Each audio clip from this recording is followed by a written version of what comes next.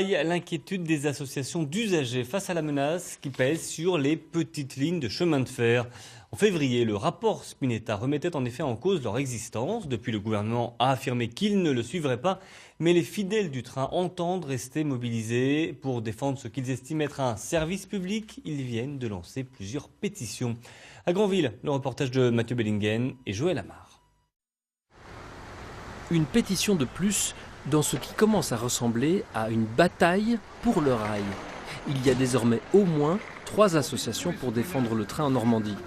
Le rapport Spinetta sur la réforme ferroviaire et la menace de fermeture des petites lignes fait réagir. À commencer par les usagers eux-mêmes, à Granville comme ailleurs. Beaucoup de gens ne viennent qu'en train, comme moi, je n'y viens qu'en train. Et donc, ce serait une catastrophe. Moi, j'ai horreur des cars. Et je n'aime pas beaucoup non plus prendre ma voiture. Je trouve que l'avenir, c'est le rail et non pas les cars. Pendant quelques minutes, la gare de Granville est bondée. Il y a ceux qui arrivent et ceux qui partent pour Paris. Un voyage qui a ses partisans. On dit les gens quittent les campagnes, mais pourquoi qu'ils quittent les campagnes ? Il y a un oubli total depuis 30 à 40 ans de l'aménagement du territoire. Le marché fait tout, les gens se concentrent, ils ne sont pas plus heureux pour ça. Et on dit « oh mais c'est leur choix ». Et en fait on les manipule, je crois. La dernière association créée il y a 1 mois, c'est le collectif citoyen de défense des lignes Paris-Granville, Caen-Tours et Caen-Rennes.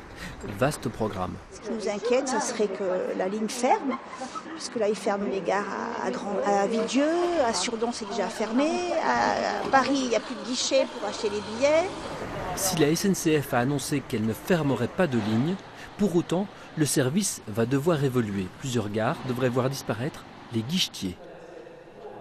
Et donc la démarche qu'on a entreprise, c'est de travailler avec les élus locaux, avec les décideurs locaux, pour voir comment, en coopérant ensemble, comment on peut faire des partenariats pour maintenir la vente dans ces villes, soit à l'intérieur de la gare, soit tout près de la gare.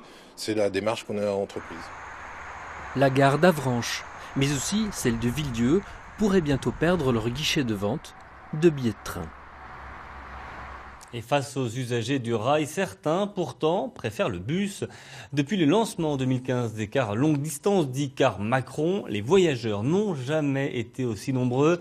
Face au train ou à la voiture, ce mode de transport ne cesse de prendre des parts de marché. Illustration au Havre avec Magali Nicolin et Anne-Lise Zavard.